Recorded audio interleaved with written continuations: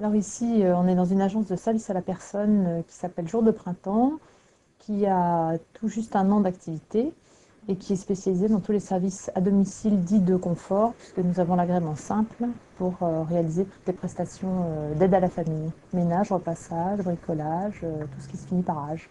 J'avais une boutique à Vèze. J'ai dû déposer le bilan.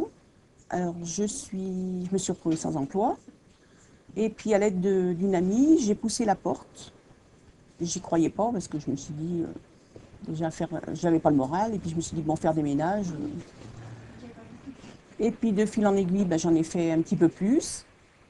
J'ai un petit peu sympathisé avec les personnes chez qui je vais. Et puis maintenant, ben, je me sens bien. Il y a 27 salariés qu'on appelle des intervenantes et qui sont donc sur le terrain chez les clients. Intervenantes, intervenants, parce qu'on a aussi des hommes sur ce métier, parce qu'il y a quand même aussi une partie bricolage, jardinage et même ménage qui sont faits par des hommes.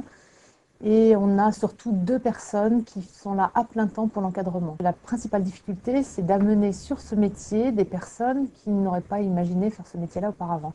Donc ça veut dire des personnes soit en rupture d'emploi depuis longtemps, soit en impasse professionnelle, à qui nous, Jour de Printemps, on dit ici on est une vraie entreprise avec des vraies valeurs d'entreprise, des salaires en CDI, des primes qualité, etc.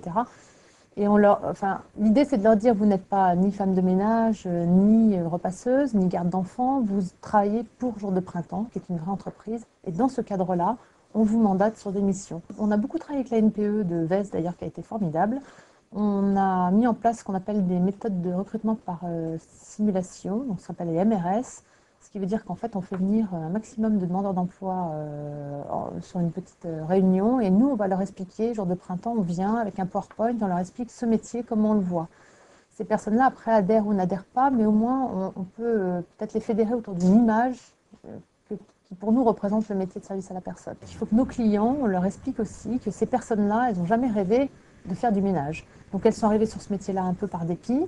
Elles y sont encore parce que justement, elles sont retenues par cette relation qui se crée avec la famille, qu'elles se sentent utiles et que du coup, elles ont envie d'y retourner et d'en faire vraiment leur métier. Les motivations pour les intervenants de rester chez nous, je dirais, c'est la partie vraie entreprise. Donc un vrai salaire, des congés payés, une prime qualité, des tickets restaurants, etc. Je pense que tout le monde demain pourrait, même en auto-entrepreneur, créer son agence de service à la personne.